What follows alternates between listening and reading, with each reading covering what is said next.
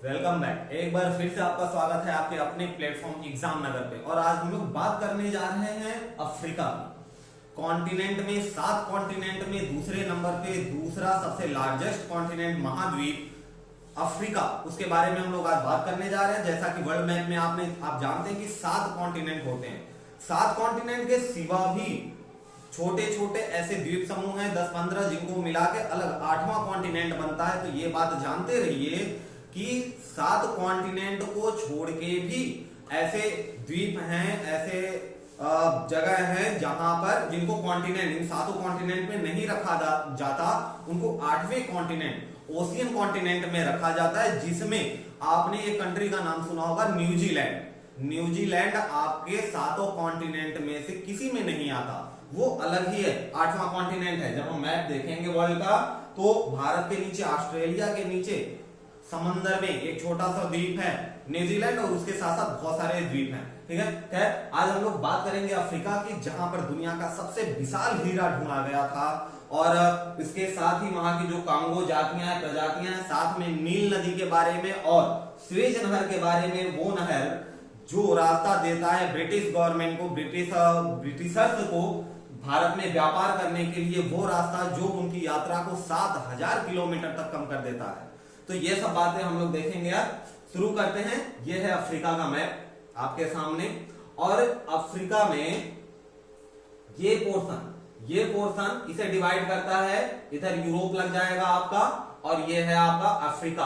और ये जो पोर्शन है, यहाँ पे थोड़ा सा जो स्पेस लैंड है, और यहाँ पे इसी के बारे में अभी आगे बात होगी। यही वो रास्ता था जिसको अंग्रेजों ने पहले अंग्रेज किधर से, ब्रिटिश इधर से आते थे भाई व्यापार करने। जब इनको ये रास्ता मिला भूमध्य सागर वाला और लाल सागर वाला, तो क्या हुआ कि इनकी 7000 किलोमीटर दूरी कम हो गई थी। उसके बारे में हम लोग डिटेल में बात करेंगे। शुरू करते हैं अपना पहले पॉइंट से कि दुनिया का दूसरा जो सबसे बड़ा द्वीप है, महाद्वीप है, वो क्या है? अफ्रीका है। यह जिब्राल्टर संधि द्वारा यूरोप से पृथक होता है। पहला पॉइंट नंबर 1, जिब्राल्टर संधि। तो जिब्राल्टर संधि किसके किसके बीच में है? तो यूरोप और अफ्रीका के बीच में। यूरोप और अफ्रीका के बीच में जिब्राल्टर संधि हुई है। साथ में ये भी पॉइंट याद रखेंगे कि जिब्राल्टर संधि पे जो ब्रिज बना हुआ है वो लगभग 14 किलोमीटर लंबा है, यानी 9 माइल।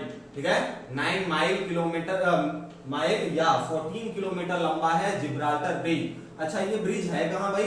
तो जैसा हमने देखा यूरोप और अफ्रीका, तो ये यहीं पे है जिब्राल्टर ब्रिज, यूरोप। और हाँ, यहां से जब समुद्री जहाज जाती हैं, व्यापार होता है, तो इस ब्रिज को ओपन कर दिया जाता है। हमेशा न्यूज में किसी न किसी कारण से रहता ही है, ये ब्रिज ऊपर से खुल जाता है तो बड़ी जहाजें आर पार निकल जाती हैं, फिर इसे जोड़ दिया जाता है, ज्वाइन कर दिया जाता है। और यहाँ पे एक चीज आप देखिए कि इजिप्ट का ज्यादा पोर्शन अफ्रीका में है, लेकिन कुछ पोर्शन यूरोप में भी लगता है। तो आगे बढ़ते हैं। अब हम देखते हैं कि ये जो जल संधि है, जल संधि से पृथक होता है यूरोप से, अच्छी बात है। और आगे क्या है कि इसका पोजीशन क्या है? तो यूरोप के अफ्रीका के पूर्व में ध्यान देंगे, ऊपर नॉर्थ दिखाता है और नीचे साउथ, और आपके राइट हैंड पे ईस्ट और लेफ्ट हैंड पे वेस्ट। तो ईस्ट में कौन है? इंडियन ओशियन, हिंद महासागर। ठीक है, पूर्व में कौन है? हिंद महासागर। और पश्चिम में कौन है? अटलांटिक महासागर। तो अभी आपने जो मैप देखा, ये अफ्रीका हो गया, तो इधर है आपका हिंद महासागर और इधर है अटलांटिक महासागर। आगे क्या कहा गया कि अफ्रीका एकमात्र महाद्वीप है जिससे होकर विषुवत रेखा, वृत्त और कर्क वृत्त और मकर वृत्त तीनों रेखाएं गुजरती हैं, जिससे होकर अफ्रीका से तीनों रेखाएं गुजरती हैं। और ये रही, ये देखिए कॉन्टिनेंट है आपका। ठीक है, और ये हो गया कैंसर, ट्रॉपिकन ऑफ कैंसर, और ये इक्वेटर हो गया, और ट्रॉपिक्स ऑफ कैप्सिकम। तो ये तीनों रेखाएं गुजरती हैं कहां से? सिर्फ और सिर्फ अफ्रीका से। बाकी कोई ऐसा कॉन्टिनेंट नहीं जिससे तीनों रेखाएं गुजरती हों। और साथ में ये भी देखेंगे, अफ्रीका की जो सबसे बड़ी झील है विक्टोरिया झील, उससे होकर विषुवत रेखा गुजरती है। यहां पे एक पॉइंट नोट करेंगे, अफ्रीका की सबसे बड़ी झील कौन सी?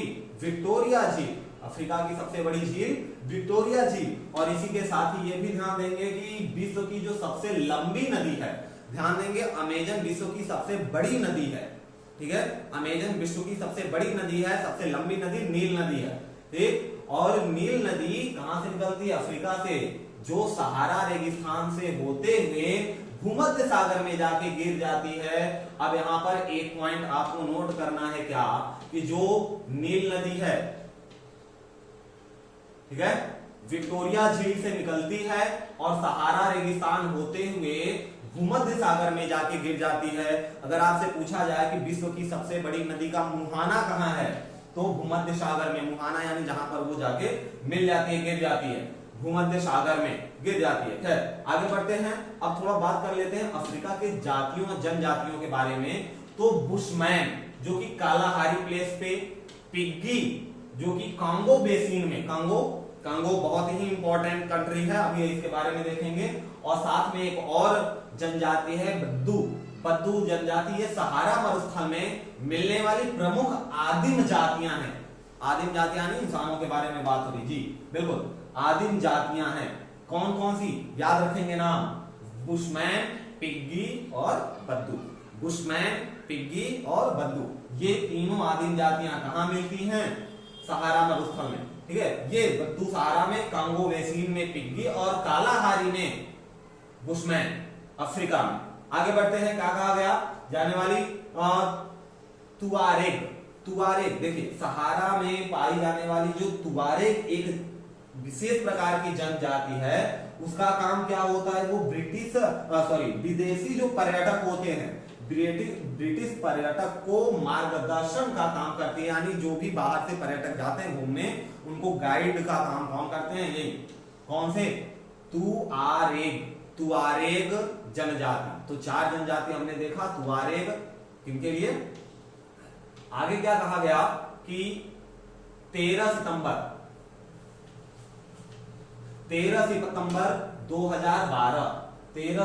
2012 को वो ईस्वी एडी है, मौसम विज्ञान संगठन ने करीब 90 वर्षों से, अब देखिए यहां 13 दिसंबर 2012 को याद रखिए कि जो 90 वर्षों से चला आ रहा था कि अल अजीजिया एक जगह का नाम है जहां का अधिकतम टेम्परेचर बताया गया था। यहां अधिकतम टेम्परेचर कितनी? 58 डिग्री सेल्सियस के रिकॉर्ड को निरस्त करते हुए अब कौन दुनिया का या विश्व का सबसे गर्म प्लेस कौन सा है, इसकी बात हो रही है, ठीक है। तो पहले 90 साल पहले बताया गया था किस प्लेस को?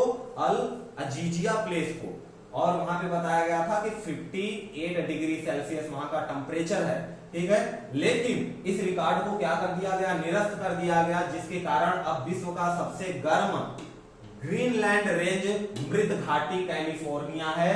विश्व का सबसे गर्म प्लेस कौन है? ग्रीनलैंड रेंज घाटी, मृत घाटी कैलिफोर्निया। ग्रीनलैंड रेंज मृत घाटी कहां? कैलिफोर्निया यूएसए हो गया है, जिसका टेम्परेचर कितना है?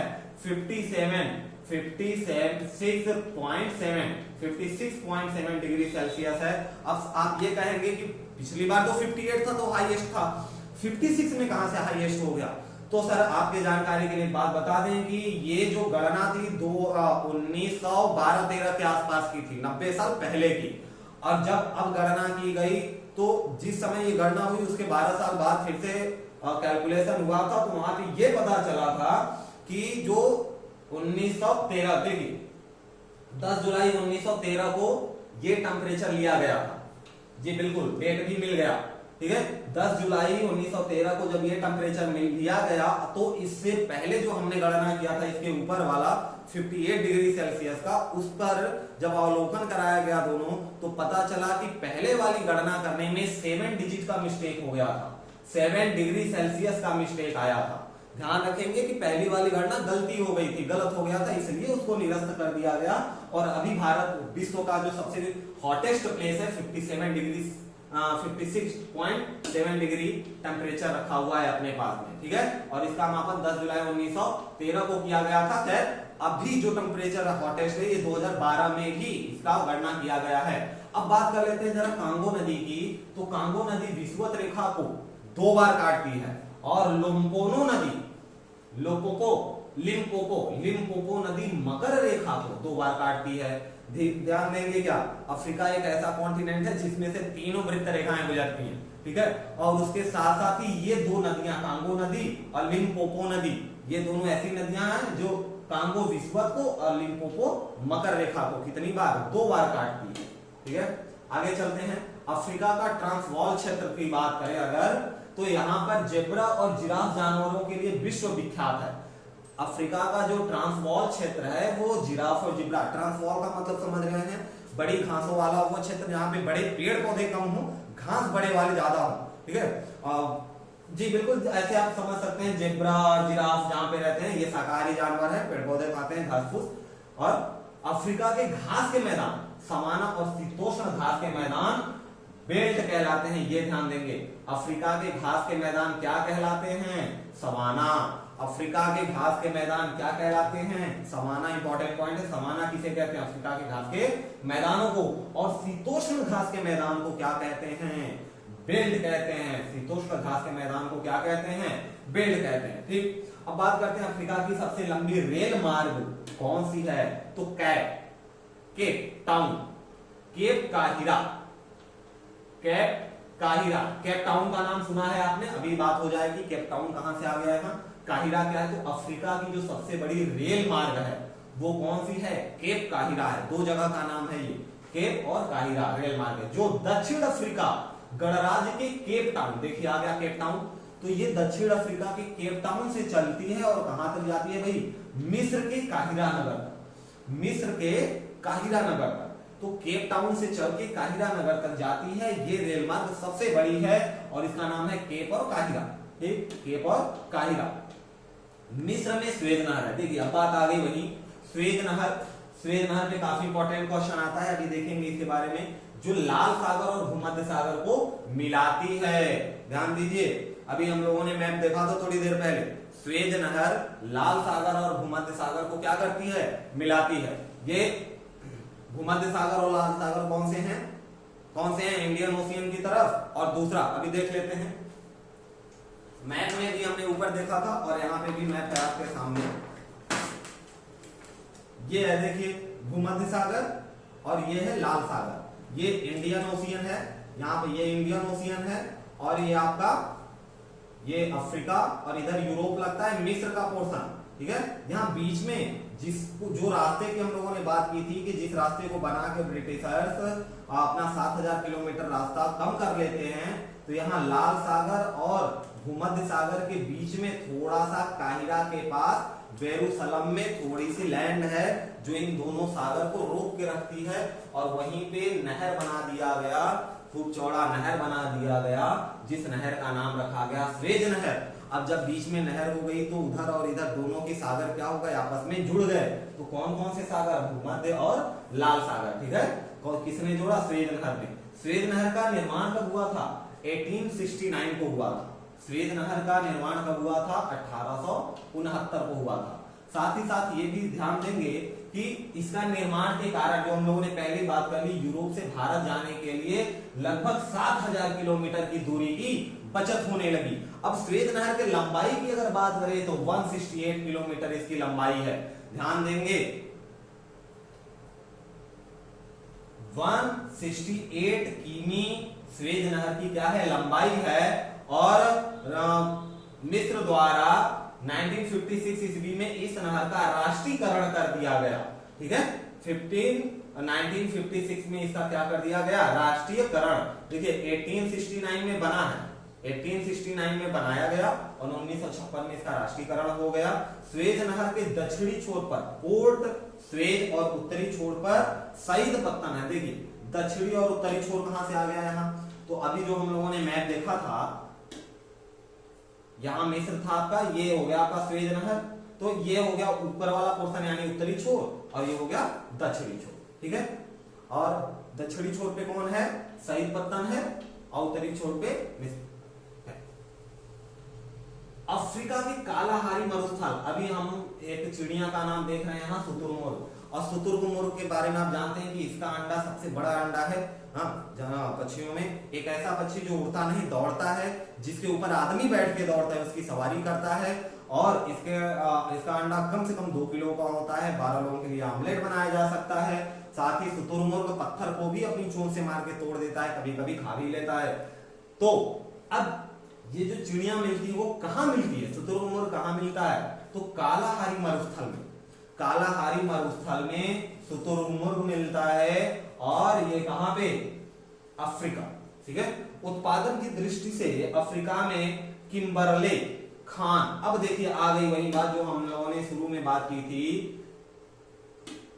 कि अफ्रीका में जो किम्बरले खान है ये उत्पादन की दृष्टि से सबसे ज्यादा उत्पादित करता है डायमंड को, और क्षेत्रफल की दृष्टि से बात करें तो ओरापा, ओरापा विश्व की सबसे बड़ी हीरे की क्या है, खान है। ओरापा विश्व की सबसे बड़ी हीरे की खान है। ठीक है, और क्षेत्रफल की दृष्टि से और उत्पादन की दृष्टि से सबसे ज्यादा उत्पादित कहां होता है, किम्बरले में। किम्बरले में सबसे ज्यादा उत्पादित होता है। अब यहाँ आता है वो सवाल, विश्व का सबसे विशाल हीरा। विश्व का सबसे विशाल हीरा 3106 कैरेट, 3106 कैरेट का, 3106 कैरेट का। ठीक है, कौन कहां मिला को, दक्षिण अफ्रीका की प्रीमियर खान। दूसरा पॉइंट यहाँ पे हीरे को लेके, किस खान से ढूंढा गया, प्रीमियर खान से ढूंढा गया। कब ढूंढा गया, जनवरी 1905 में ढूंढा गया।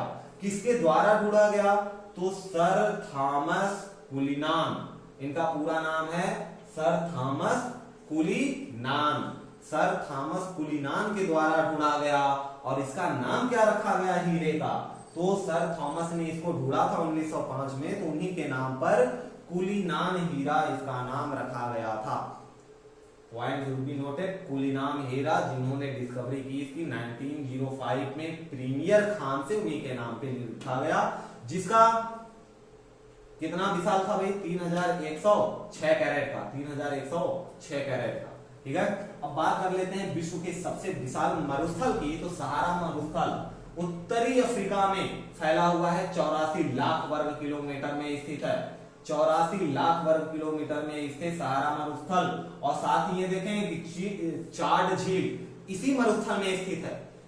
सहारा मरुस्थल में एक झील है, कौन सी झील, कौन सी झील, चाड झील। साथ में ये भी कि दक्षिण अफ्रीका में कालाहारी, कालाहारी मरुस्थल है। दक्षिण अफ्रीका में ही कालाहारी, उत्तर अफ्रीका में नहीं है, दक्षिण अफ्रीका में कालाहारी। अभी हम लोगों ने देखा, वहां पे जनजातियों के बारे में भी देखा। अब एटलस पर्वत अगर बात करें तो एटलस पर्वत उत्तरी पश्चिम अफ्रीका महाद्वीप में स्थित है। यह अल्जीरिया, एटलस पे नाम क्वेश्चन आता है, एटलस पे क्वेश्चन आता है। एटलस एक मैप को कहते हैं, वो नहीं, एटलस पर्वत की बात हो रही है जो साउथ अफ्रीका में है, वो उत्तरी पश्चिमी महाद्वीप में स्थित है। यानी उत्तरी अफ्रीका और पश्चिमी अफ्रीका को अलग करता है। अब किसको अलग करता है, तो ये देखें अल्जीरिया और साथ में ट्यूनीशिया तथा मोरक्को में 2500 किमी लंबाई में विस्तारित है। अब यहां से एक पॉइंट मिल गया आपको कि एटलस पर्वत की जो लंबाई है वो कितनी है, कितने क्षेत्र में फैला हुआ है, तो 2500 किलोमीटर में लगभग फैला हुआ है। कौन, एटलस पर्वत। ठीक है, यह एक नमीन वाली पर्वत का उदाहरण है, इसकी सर्वोच्च चोटी। अब यहाँ पे दूसरा पॉइंट पर्वत को लेके याद रखेंगे कि माउंट टाउबकल, माउंट टाउबकल इसकी सर्वोच्च चोटी है, जो कि दक्षिण पश्चिम मोरक्को में स्थित है। ठीक है, अब यहाँ पे अगर बात करें जोहान्सबर्ग की, तो इसको स्वर्ण नगर बोला जाता है। जोहान्सबर्ग को, दक्षिण अफ्रीका के जोहान्सबर्ग को क्या बोला जाता है, स्वर्ण नगर बोला जाता है। तथा किम्बरले, जैसे कि हम लोगों ने अभी बात किया, किम्बरले में ही खान मिला था, तो हीरे का नगर बोला जाता है। ठीक है, हीरे का नगर बोला जाता है किसको, किम्बरले को, और स्वर्ण नगर बोला जाता है जोहान्सबर्ग को।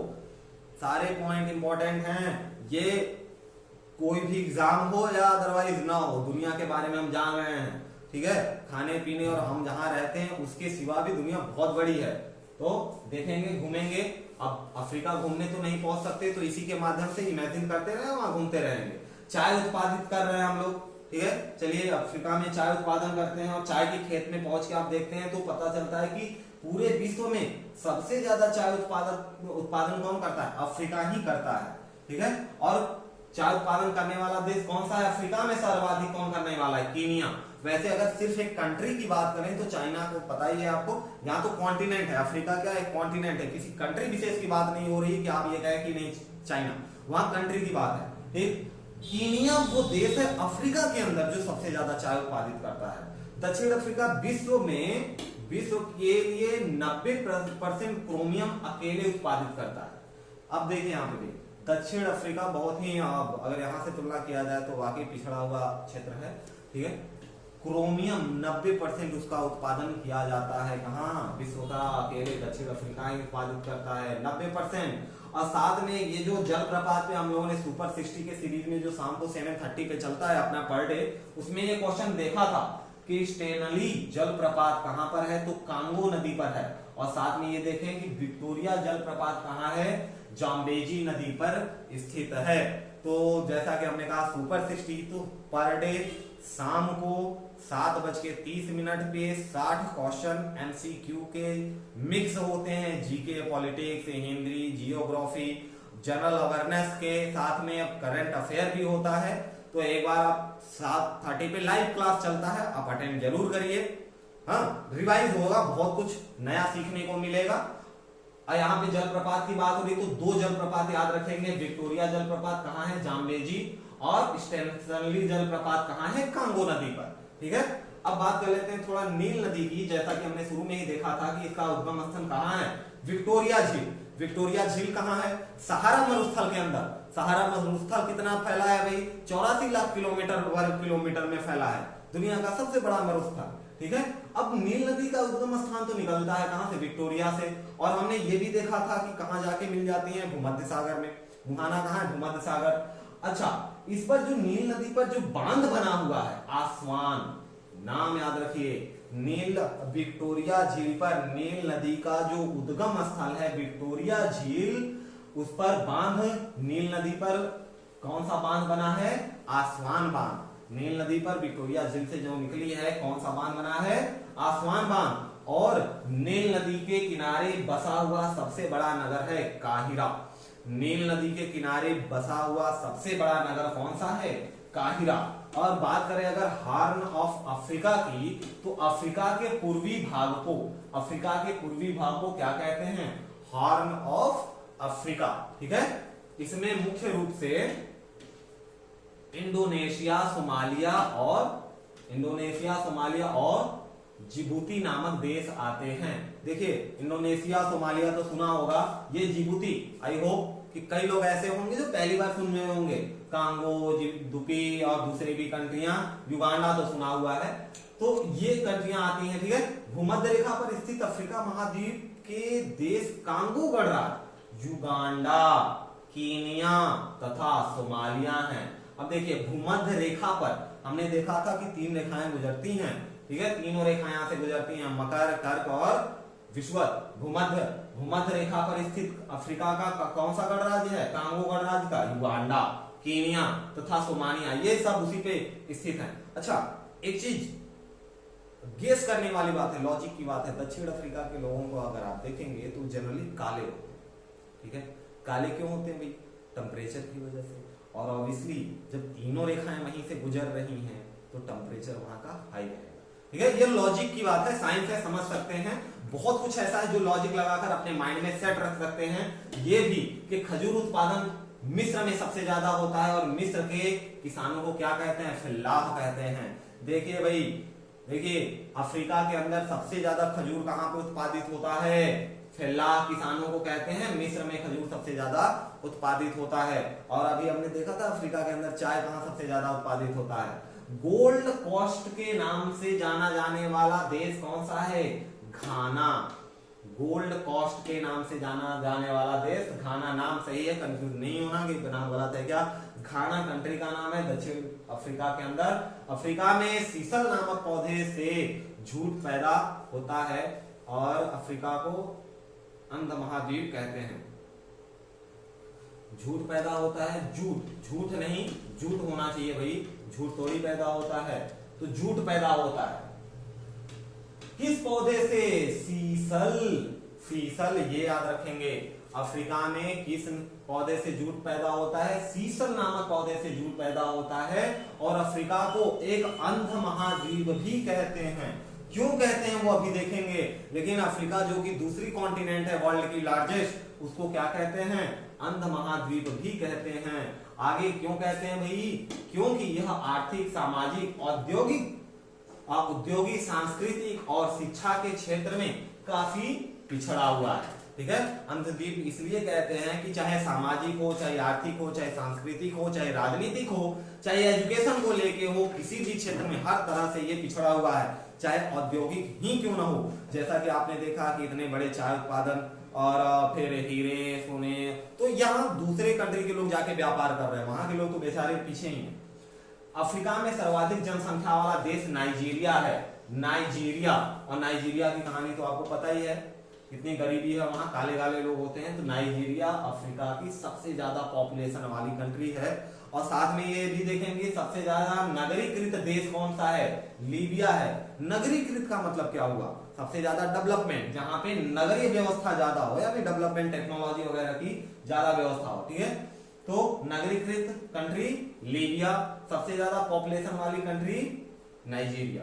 ठीक है, इस महाद्वीप में जो नाइजर नदी को पाम तेल की नदी भी कहा जाता है।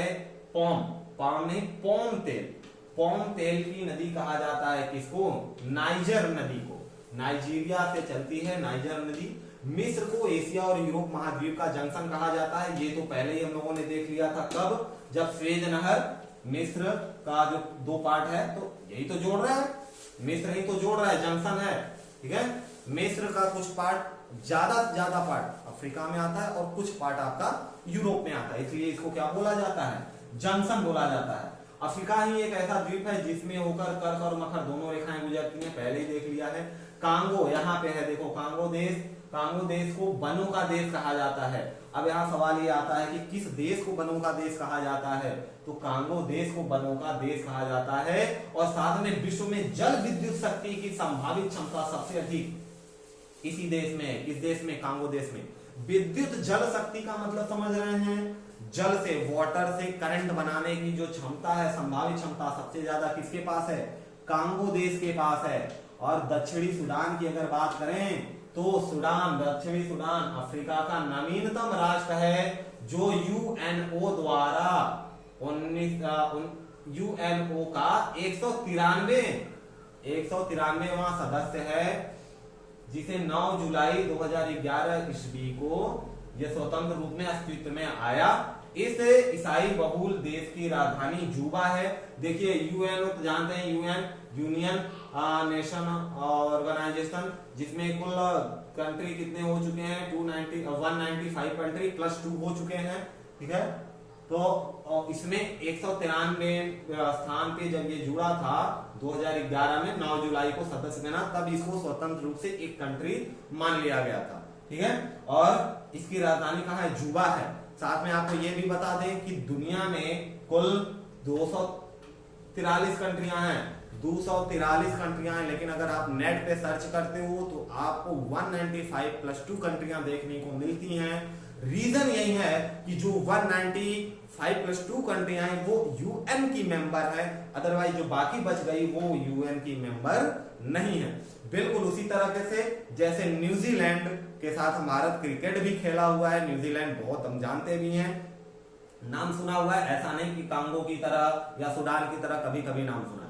लेकिन न्यूजीलैंड 7 कॉन्टिनेंट में से किसी भी कॉन्टिनेंट में नहीं आता है। ठीक है, और हाँ, अगर कार्बन डाइऑक्साइड की वजह से अर्थ का टेम्परेचर 1 से 2% भी बढ़ता है तो 2050 तक न्यूजीलैंड 2 फीट समंदर की गहराई में चला जाएगा, वाटर लेवल बढ़ जाएगा। ठीक है, तो ये था हमारा छोटा सा ओवरव्यू अफ्रीका को लेके। और ऐसे ही हम आगे भी दूसरे कॉन्टिनेंट और दूसरे ओशियन वगैरह पे भी बात करेंगे। यहां तक बने तो एक लाइक बनता है, चैनल को सब्सक्राइब करिए, शेयर करिए, टेलीग्राम से भी जुड़िए, इंस्टाग्राम से जुड़िए, वहां पे क्विज चलते हैं समय समय पे। ठीक है, और बने रहिए शाम को 7:30 पे पर डे, हर दिन 7:30 पे मिक्स क्यूज होता है, सुपर 60 लेके आते हैं हम, और हमेशा वो क्वेश्चन किसी न किसी कॉम्पिटिटिव एग्जाम में पूछे गए होते हैं। तो अगर आप तैयारी कर रहे हैं या नहीं भी कर रहे हैं, जनरल अवेयरनेस के लिए भी थोड़ा सा समय दीजिए। शाम का समय इसलिए चूज किया है, बस देखना है, पेन नहीं चलाना है, टाइम पास करते करते काम हो जाएगा। फिर मिलते हैं, जय।